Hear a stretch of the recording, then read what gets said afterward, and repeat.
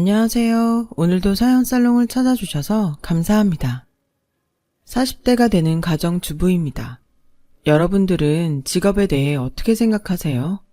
예전에는 직업에 귀천이 없다고 했는데 저희 부모님은 그렇게 생각하지 않으시는 분이라 저에겐 여러 가지 일들이 있었어요.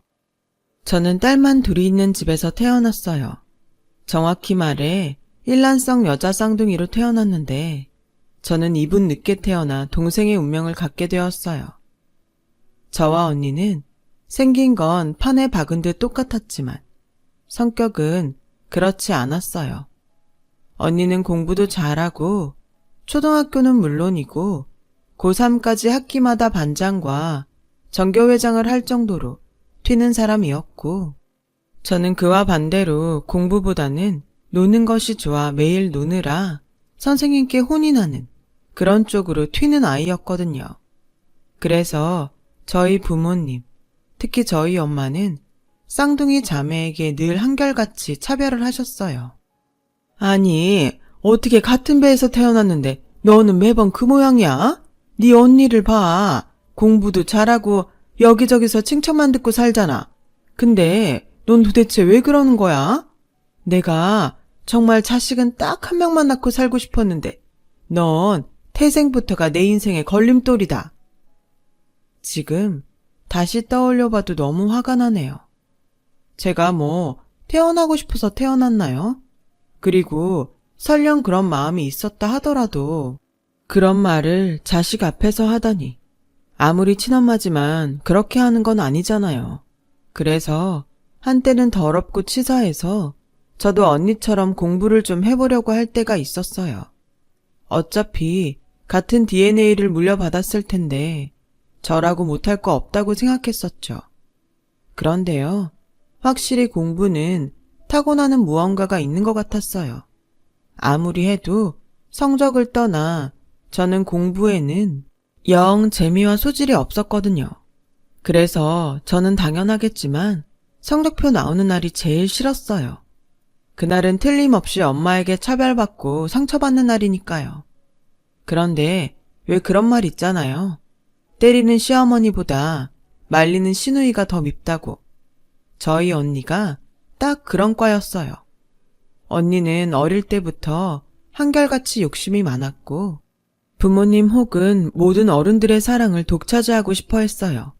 심지어 먹는 것도 입는 것도 아니 그 밖에도 늘 자기가 저보다 좋은 걸 가져야 직성이 풀렸어요. 차별하는 엄마와 엄마가 차별하는 것을 부추기며 즐기는 언니. 정말 환상의 조합이며 끔찍한 콤비였어요. 한 번은요, 시험을 마친 어느 날이었는데 언니가 저에게 시비를 걸며 말 같지도 않은 궤변을 늘어놓았어요. 야, 너 이번에 성적 좀 올랐냐? 맨날 그렇게 싸돌아다니고 놀기만 하면 나중에 뭐 먹고 살래? 내가 2분 먼저 태어났다고 언니 노릇하느라 힘들어 죽겠다. 웃기네. 언니 네가 무슨 언니 노릇을 하냐? 어머머, 내가 왜 맨날 죽어라 공부하는 줄 알아? 너나 나 둘 중에 하나는 그래도 좀 잘나야 하지 않겠어? 둘 다 별 볼 일 없으면 되겠냐고. 근데 왜? 맨날 잘해야 하는 건 항상 나일까? 네가 영 싹수가 없잖아. 그래서 내가 맨날 죽을 둥 살 둥 공부하는 거 아니야. 언니 맘 좀 알아줘라. 아, 그러셔? 근데 왜 내 눈에는 성적표 나오는 날 언니가 제일 좋아하는 것 같지? 그렇게 내 생각을 한다면 다음 시험은 좀 망쳐주던가. 전교 100등 정도 하면 내가 고마워할게. 생각하는 거 하군. 너는 그래서 안 되는 거야. 네가 영원히 고등학생인 줄 알아? 이게 다 미래에 대한 투자야. 지금은 다 같은 출발선에 있는 것 같지만 졸업만 해봐. 그때부터 미래 길이 확 갈리는 거지. 전교 100등? 웃기고 있네. 너랑 나부터도 당장 먹고 사는 수준이 달라질걸?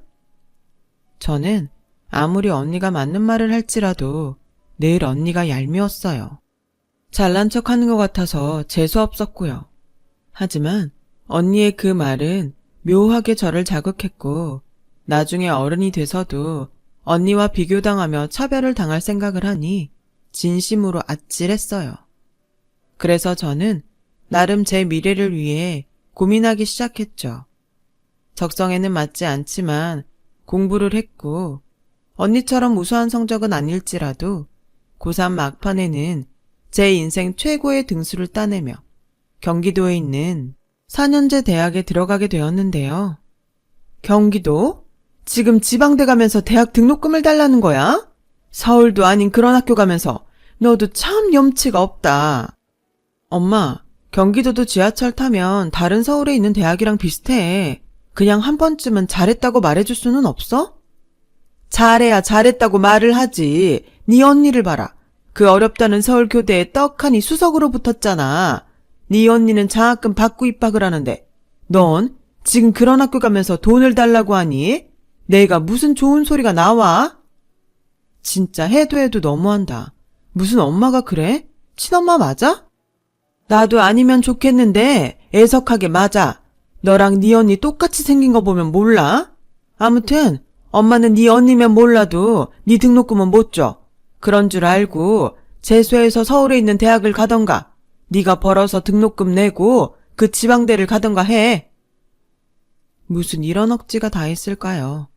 저는 대학에 붙고도 엄마의 이런 차별에 서럽고 화가 났어요. 하지만 엄마는 제 기분 따위는 안중에 없었고 언니의 교대 입학 축하로 몇 날 며칠을 아주 난리도 아니었어요. 친척에 엄마 친구에 동네 이웃까지 조금 오바해서 지나가는 동네 고양이도 저희 언니가 교대 수석 입학했다는 것을 알 정도였으니까요. 저는 그때가 오히려 맨날 공부 못한다고 엄마에게 구박받던 때보다 더 서러웠어요. 가족이지만 저는 가족 구성원에 없는 사람 같았으니까요. 언젠가 이 서러움을 갚아주리라 다짐했죠. 그리고 입학금 낼 돈이 없어 정말로 재수를 하게 되었습니다. 그때 당시 저희 아빠가 회사 발령으로 중국에 계셨어요. 그렇다 보니 집에는 거의 오시지 못했는데 어떻게든 재수는 피하고 싶어 타국에 있는 아빠의 도움을 받아보려고 했지만 아빠에게 돌아온 대답은 지금도 잊혀지지 않아요. 그러게 진작 정신 차리고 언니처럼 공부를 하지 그랬어. 아빠 생각에도 어줍잖은 대학에 돈 내고 다니느니 조금 더 공부해서 이름 있는 학교에 가는 게 더 나은 것 같은데 그게 지금은 잘 몰라도 너한테 좋아. 엄마가 다 너 생각해서 그러는 거니까 재수해. 생각은 무슨. 아빠는 아무것도 모르면서 엄마 편만 들었어요.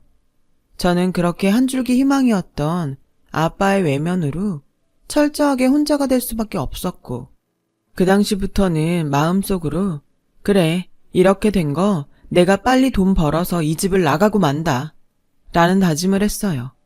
그래서 독립할 그날만을 생각하며 이를 악물고 공부를 했죠. 그렇게 저는 재수 1년을 보내고 서울에 있는 대학에 붙었어요.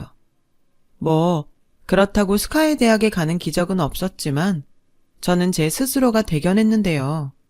엄마는 이번에도 스카이가 아니라며 이 트집 저 트집을 잡더니 결국 등록금을 내주지 못하겠다고 하더라고요. 내가 왜 재수를 했는데 저를 세상에 낳아준 엄마임에도 불구하고 너무 화가 나더라고요. 제가 또 설마 하는 마음에 보험 든다 생각하고 재수하는 동안 틈틈이 아르바이트를 해서 돈을 좀 모아놨는데 아마 그 돈이 없었다면 저는 결국 대학 진학을 하지 못했을 거라는 생각이 들어요. 저는 그렇게 제 힘으로 대학 4년을 마쳤어요. 학생 혼자의 힘으로 공부하랴 등록금 벌랴 지금 생각해도 어지간한 근성이 없다면 결코 졸업까지는 힘들었을 거예요. 비록 막판에는 학자금 대출을 받아 직장 다니면서도 빚을 갚아야 했지만 저는 대학 졸업까지 무사히 마칠 수 있었고 저의 근성을 알아본 교수님의 추천으로 졸업을 하기 전에 한 건축회사에 내정을 받아 곧장 사회인이 될 수 있었어요. 그렇게 3년 저는 학자금 대출 상환과 독립이라는 그때 당시에 큰일을 해낼 수 있었습니다. 집을 나오던 날, 그러니까 독립하던 날, 저는 그야말로 광복을 맞이한 독립군처럼 기분이 그렇게 좋을 수가 없었어요. 이제 더 이상 차별 지옥에서 살지 않아도 되고, 무엇보다 얄미운 언니를 보지 않고 살 수 있다는 것이 얼마나 좋았는지 몰라요. 생각해보면 태어나서 그때까지 누군가에게 관심과 애정을 받아본 적이 없었어요.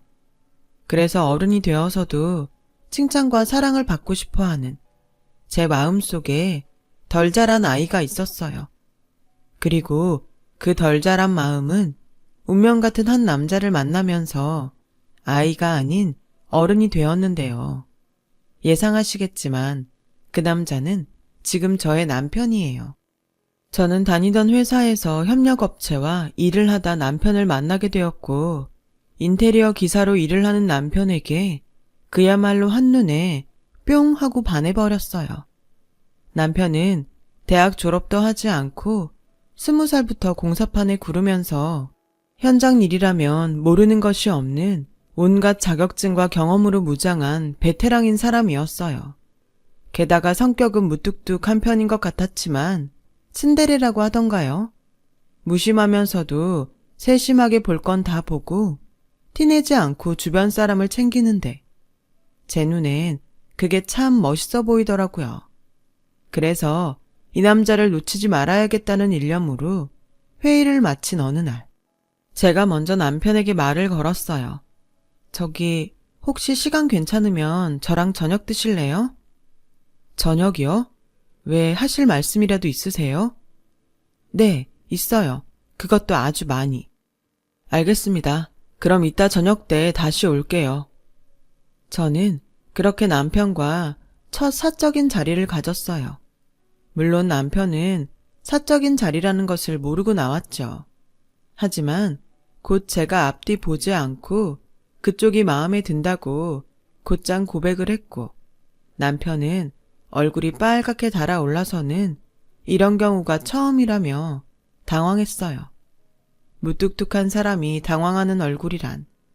지금 생각해도 남편의 그때 모습을 떠올리면 웃음이 나요. 남편과 저는 3번 정도 더 만나고 일방적으로 술에 취한 제가 그동안 차별받으며 살아온 지난날의 이야기를 하게 되었어요. 나중에 남편은 저의 그 말을 듣고 자신이 저를 사랑해주고 예뻐해줘야겠다는 결심이 섰다고 하더라고요. 한마디로 제가 많이 불쌍해 보였던 거죠. 그래서인지 남편은 저와 연애를 하면서도 늘 저에게 모든 것을 맞춰줬어요. 그거 아세요? 원래 살갑고 다정한 사람보다 무뚝뚝한 사람이 한 사람을 위해 양보하고 맞추는 건 진짜 감동이라는 걸. 그래서 저는 프로포즈도 제가 먼저 했어요. 물론 남편은 그 자리에서 좋다고 했고요. 하지만 한 가지 넘어야 할 산이 있었으니 그건 제 평생 저한테 호의롭지 못한 저희 집이었어요. 대학도 못 나온 공사판에서 구르는 노가다꾼? 엄마, 내가 언제 그렇게 말했어? 뭘 포장을 해? 본질이 그렇잖아, 본질이. 설마 너 내가 허락할 거라고 생각한 건 아니지? 그래, 아빠도 이 결혼 반대다. 아무리 세상이 변했어도 사람들은 그 사람 직업으로 그 사람을 판단해. 난 내 딸이 그래도 사람들에게 인정받는 남자랑 결혼했으면 좋겠다. 아, 그래요? 근데 저는 사람들이 인정하는 남자보다 제가 인정하는 남자랑 결혼할 거예요. 저 허락받으러 온 거 아니고 그냥 제가 이 사람이랑 결혼할 거라고 알려드리러 여기 온 거니까 그런 줄 아세요. 어머, 얘 좀 봐. 지 언니는 지금 변호사랑 결혼을 하네, 의사랑 결혼을 하네 하는데 넌 지금 누굴 데려와서 통보야? 저기 어머니. 어머니? 내가 왜 그쪽 어머니예요? 난 댁 같은 사위 볼 생각 없으니까 내 집에서 당장 나가요. 어따 대고 어머니래? 엄마, 사람이 그럼 안 돼. 엄마는 사람을 뭘로 판단하는 거야? 이 사람에 대해 뭘 안다고 그렇게 함부로 하는 거냐고. 지 얼굴에 침 뱉는 것도 모르면서 그래, 네 마음대로 해. 난 너 같은 딸 없다고 생각하고 산 지 오래니까 네 마음대로 하고 살라고. 언제는 네가 내 말 듣고 살았냐? 어떻게 살든 상관 안 할 테니까 우리 집에 그리고 네 언니한테 피해나 주지 마. 알겠어? 어머니, 죄송합니다. 그래도 한마디만 할게요. 어머니 딸 진짜 훌륭하게 잘 컸어요. 성격도 좋고 능력도 좋고 무엇보다 사람이 정말 좋습니다. 저도 이렇게 잘 보이는 걸 정작 이 사람을 낳아준 어머님이 보지 못한다고 생각하니 제가 다 마음이 아파요. 이 사람 말은 그렇게 해도 어머님한테 인정받고 싶어 합니다. 나 참, 2번 말하면 아주 기어 오르겠네.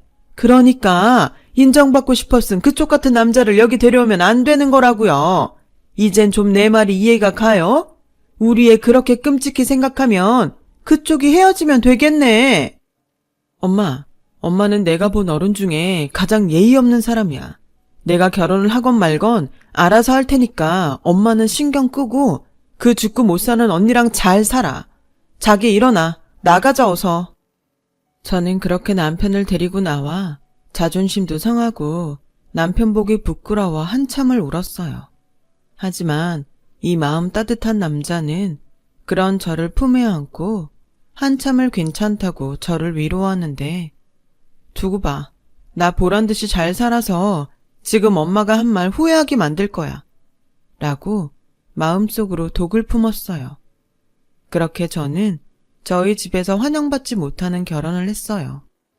시댁은 남편이 할머니 손에 자라서 식구들이 거의 없었고 시할머니는 그저 당신이 손자와 결혼해줘서 고맙다고 저의 손을 잡고 몇 번이고 고맙다고 말씀하셨죠.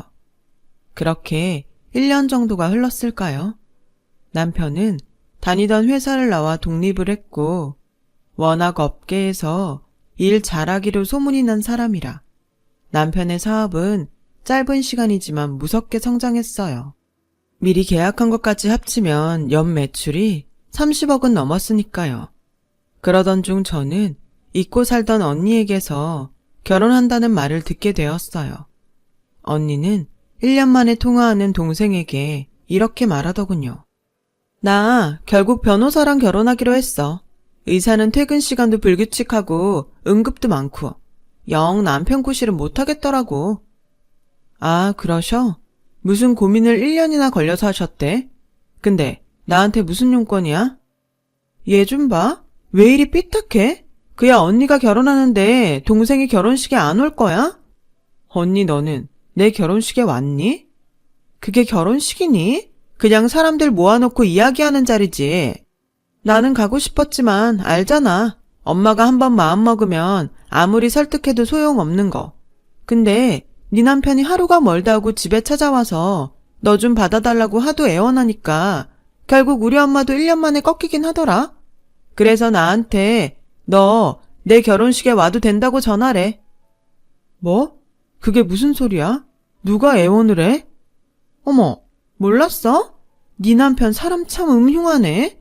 넌 그런 사람 뭐가 좋다고? 언니, 함부로 말하지 마. 이미 우린 혼인신고도 마친 부부야. 그 사람 욕하는 건 내 욕하는 거랑 마찬가지라고. 난 언니가 결혼식을 하건 돌잔치를 하건 절대 가지 않을 거니까 엄마 아빠한테 전해. 야, 네가 전해. 어디서 언니한테 이래라 저래라야. 그리고 너 이런 말은 안 하려고 했는데 열등감도 그 정도면 병이야. 네 남편 간수나 잘해. 우리 집에 못 오게. 이런 말 미안하지만 나도 매제는 영 급이 안 맞아서 좀 그래. 이해해라. 저는 너 같으면 이해하겠냐? 그 소리를 하고 싶었는데 전화가 뚝 끊기는 바람에 마지막 말을 하지 못했어요. 그리고 저 모르게 남편이 그렇게 계속 저희 집에 찾아가 그런 말을 했다는 것이 너무 충격이어서 그날은 회사 일이고 뭐고 그만두고 남편을 찾아 현장으로 갔었죠. 자기, 여기까지 무슨 일이야? 여기 뭣도 많고 위험해.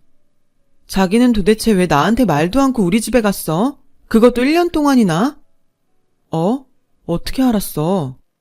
언니가 전화했더라. 자기가 매일 와서 나 좀 받아달라고 애원했다고.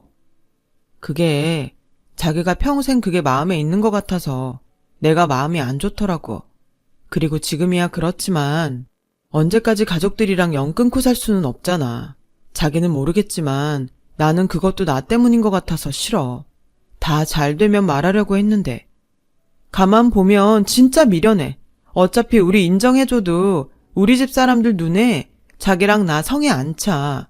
변호사 사위까지 보는 마당에 내가 받던 차별 당신한테도 똑같이 할걸? 괜찮아. 난 당신만 내 옆에 있으면 다 괜찮아.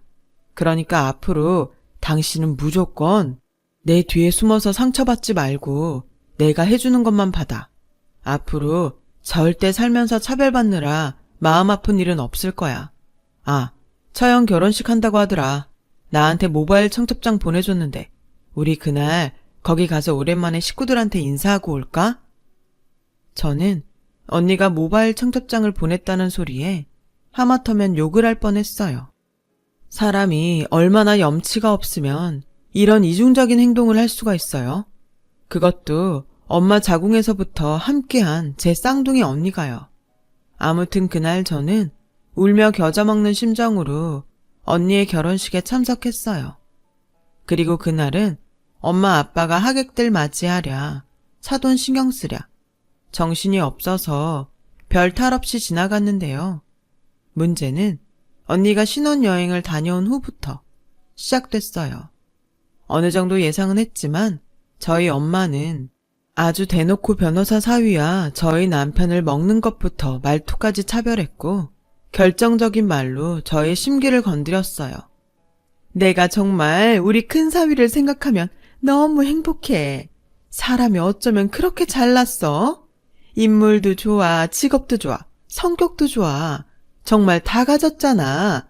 공사판에 먼지 먹고 구르는 누구보다 훨씬 고상하고 얼마나 좋아.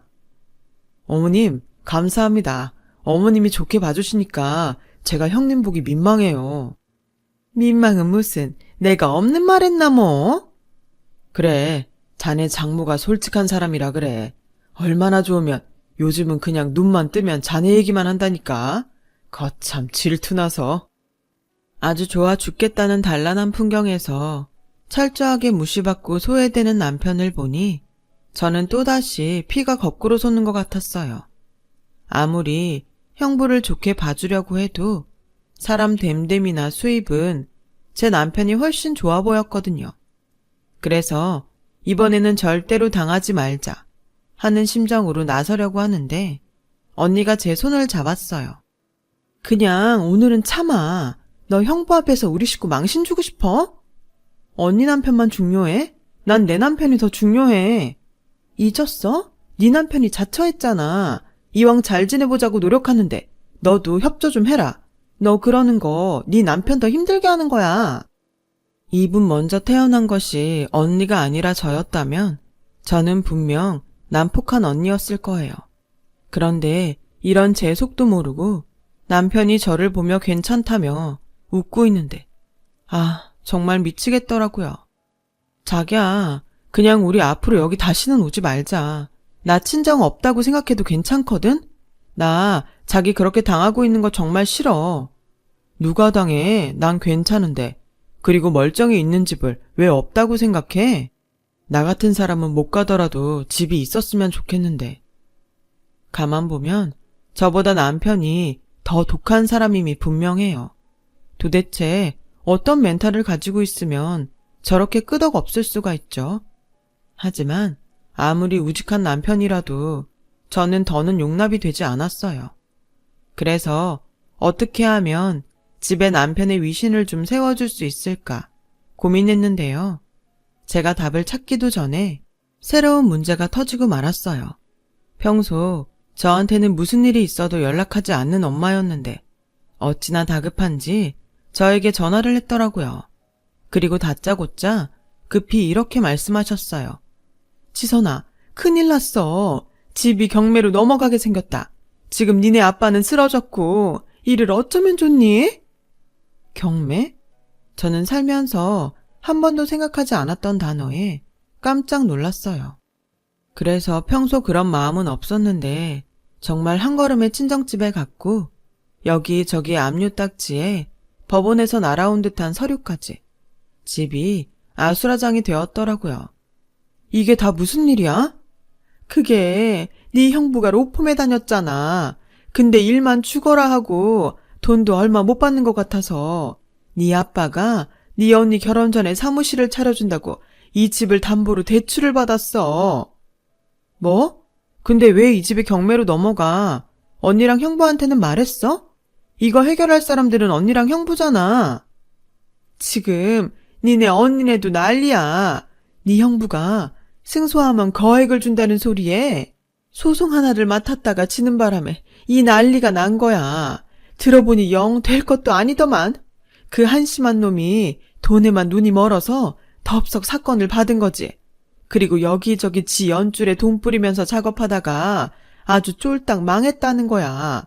거기도 그렇게 한번 소문이 잘못 돌면 손님도 뚝 끊기고 결국 문 닫았대. 이를 어쩌면 좋니? 저는 기가 막혔어요. 그러니까 결혼 전에 이미 저희 집에 돈을 받고 개인 사무실을 차린 형부가 결국 우리 집을 망하게 만든 꼴이었으니까요. 언니는 뭐래? 아휴, 뭐라긴. 자기라고 뭐 별 수 있냐고. 자기도 지금 돈이 없어서 해결을 못 해준대. 내가 오죽하면 너한테 연락을 다 했겠니? 네 아빠는 쓰러져서 병원에 있지. 경매한다고 서류는 날아오지. 엄마 좀 살려주라. 응? 저는 그 순간 생각했어요. 제가 꼬이고 못된 사람이라 그런지 언니랑 형부만 편애하며 믿고 살다 믿는 도끼에 발등이 찍힌 부모님을 보자 내심 속이 좀 후련하더라고요. 그래서 이참에 느끼시는 거 더 많이 그리고 더 절실히 느끼시길 바랬는데 그때였어요. 저희 회사에 일이 있어 갔던 남편이 제가 집에 급한 일이 있다며 친정에 갔다는 소리를 듣고 걱정이 돼서 허겁지겁 왔더라고요. 어머니, 괜찮으세요? 어머, 자네 왔는가? 무슨 일인데 이 딱지는 다 뭐야? 저는 하는 수 없이 집에 무슨 일이 있는지 남편에게 이야기했어요. 그리고 혹여 이 바보 같은 남자가 나서서 해결한다고 할까봐 제가 먼저 나서서 이렇게 말했어요. 형부가 다 알아서 한대. 그러니까 자기는 신경 쓰지 마. 알았지? 정말? 정말 형님이 알아서 하신대? 당연하지. 따지고 보면 이거 다 형부 때문에 생긴 일인데 형부네 집에서도 도와준다고 하니까 우린 걱정 안 해도 돼. 그럼 다행이긴 하다. 저는 그렇게 거짓말을 했어요. 저희 엄마는 제가 남편에게 무슨 말을 하는지 궁금한 눈치였지만 제 눈엔 이번에도 마음씨 착한 제 남편이 어떻게든 도움을 주지 않을까 기대하는 것으로 보였어요. 그렇게 저는 남편을 현장으로 먼저 보냈어요. 저는 엄마를 챙기고 아빠 병원에 가봐야겠다고 하면서 남았죠. 그리고 저는 아이고 곡소리를 하는 엄마에게 모질게 말했어요. 엄마, 혹시라도 우리가 이 집 어떻게든 해결해 줄 거라는 기대하는 거 아니지? 솔직히 까놓고 엄마가 나한테 그리고 저 사람한테 해준 게 뭐 있어? 항상 차별하고 무시만 했지. 막말로 이 집도 엄마 큰사위 도와주려다가 이렇게 된 거잖아. 기집애, 너 정말 못됐다. 너는 지금 이 판국에 그런 소리를 하고 싶어? 됐다. 어차피 기대도 안 했어. 노가다에서 먹고 사는 형편 안 봐도 비디오지. 내가 오죽 절박하면 썩은 동아줄이라도 그걸 알면서도 잡으려고 했을까? 엄마는 참 구제불능이야. 그럼 썩은 동아줄은 이만 갈게. 저런 못된 년? 그렇게 속 시원하게 집을 나왔어요. 하필 이런 순간에 그렇게 말하게 되어 마음속으론 유감인 부분도 있었지만 어쩌겠어요.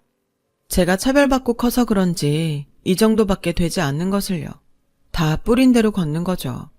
저는 그렇게 제 일상으로 돌아왔어요. 가끔 경매 직전에 집이 어떻게 됐을까? 아빠는 병원에서 나오셨나? 뭐 이런 궁금증과 걱정이 들긴 했지만 남편 앞에서는 표현하지 않으려 했죠. 남편 역시 집에 대해 달리 묻는 일이 없어서 저는 이왕 이렇게 된 거 친정과 영 끊고 살자 하는 결심으로 제 인생을 살았는데요. 남편 회사에 갔다가 회계 업무를 맡은 남편 친구에게 청천벽력 같은 소리를 듣게 되었어요. 어떻게 집 문제는 잘 해결됐어요? 그 친구 엄청 급해 보이던데요. 네? 그게 무슨... 부모님 도와드려야 한다고 10억 정도가 필요하다고 찾아갔어요. 그 부모님이 재수 씨 부모님 아니세요? 지방으로 출장 간 남편에게 따져 묻고 싶었지만 그럴 수가 없었어요. 아무리 부부라지만 그런 부모님을 두고 또 그런 큰돈까지 쓰게 하다니 정말 창피했거든요. 대신 저는 그 길로 친정집에 쳐들어갔어요. 그놈의 집구석 모조리 다 엎어버리겠다는 결심으로요. 그런데 기가 막히게도 제가 친정집에 도착했을 때는 집을 그 지경으로 만들었던 언니와 형부가 집에 와 있었는데요. 언니랑 형부 참 뻔뻔하다. 어떻게 여기로 올 수가 있지? 얘, 너 또 무슨 말 하려고 왔어? 엄마, 결국 이 집 우리 그이가 해결해줬지?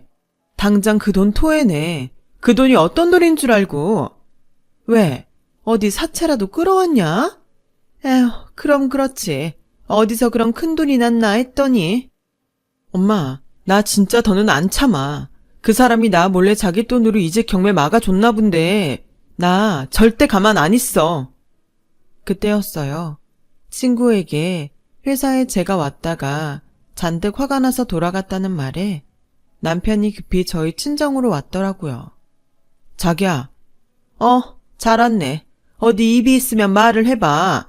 내가 자네한테 사채를 빌려다가 도와달라고 했나?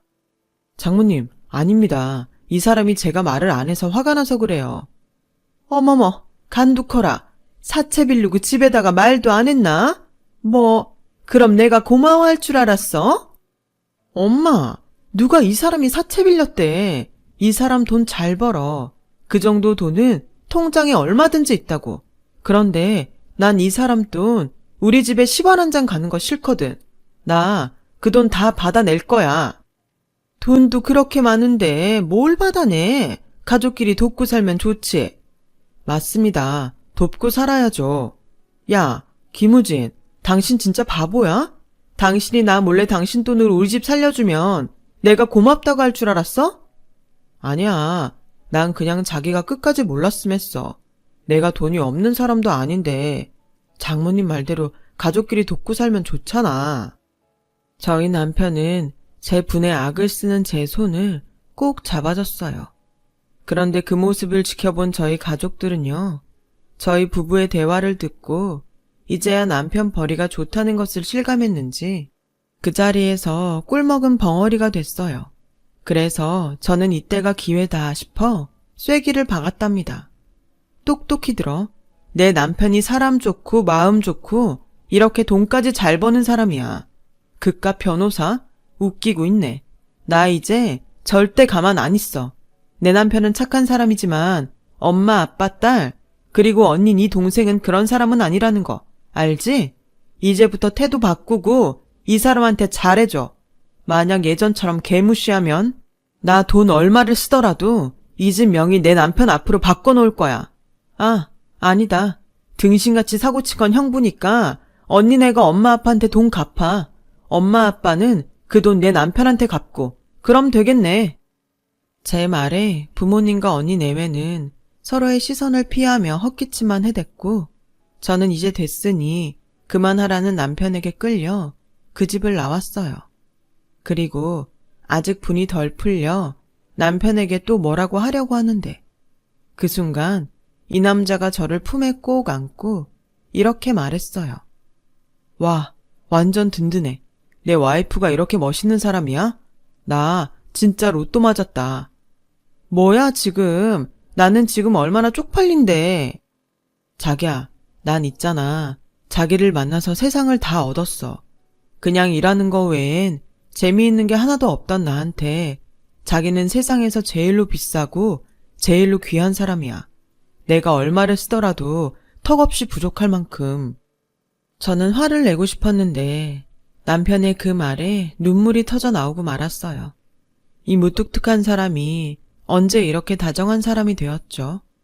늘 억울했던 제 인생에서 남편은 세상 모든 좋은 것들을 다 가져다 붙여도 모자랄 사람임이 분명해요. 지금도요.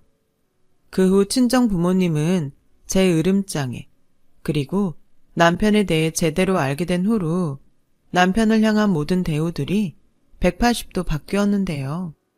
우리 막내 사위 왔어? 힘들게 일하느라 고생이 많지? 내가 자네 주려고 보양식 좀 만들었는데 어떻게 입에 맞을까? 감사합니다. 장모님이 만들어주신 건데 당연히 입에 맞죠. 장모님 말고 앞으로는 어머니라고 해. 아니, 엄마라고 해. 난 예전부터 자네를 아들처럼 생각했다니까. 우리 아들 같은 사이 왔어? 나랑 바둑 한 판 두세.